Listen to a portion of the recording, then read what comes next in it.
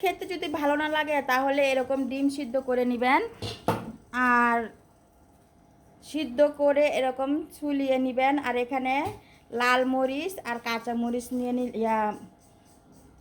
পেঁয়াজ নিয়ে নিলাম। এটা কিন্তু লাল মরিচ ভাজা। এভাবে মধ্যে কিন্তু ডিমটা দিয়ে এভাবে ভর্তা বানিয়ে ফেলবেন। আর ভর্তা কি দিয়ে খাবো অবশ্যই আপনাদেরকে দেখাবো। ডিমের ভর্তা বানালাম,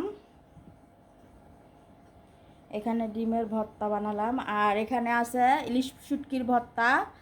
এখানে মরিচ, লাল মরিচ বেটে ইলিশ শুটকি দিয়ে আর পেঁয়াজ দিয়ে কিন্তু ভর্তা তেলও দিছি, ইলিশ শুটকির ভর্তা। আর এখানে রান্না করছি গরম গরম খুদের ভাপা। এই যে খুদের চালের ভাপা, কিন্তু এটা ঘি দিয়ে রান্না করছি ইফতারির সময় খাবো বলে। কি সুন্দর একটা স্মেল বের হইতেছে ঘি দিয়ে রান্না করার পর। আর এখন নিয়ে নিব ভর্তা। এখানে নিয়ে নিব ইলিশ শুটকির ভর্তা।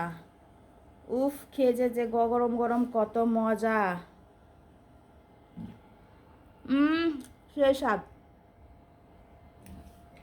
এরকম গরম গরম খুদে চালের ভাপা ভর্তা দিয়ে খেয়ে ফেলেন, আসলেই অনেক মজা।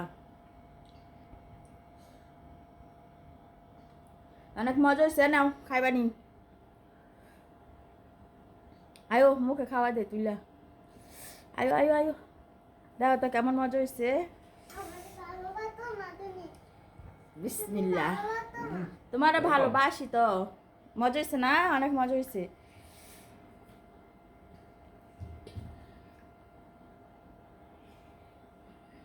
নাও, একবার খাইলে ভালো না।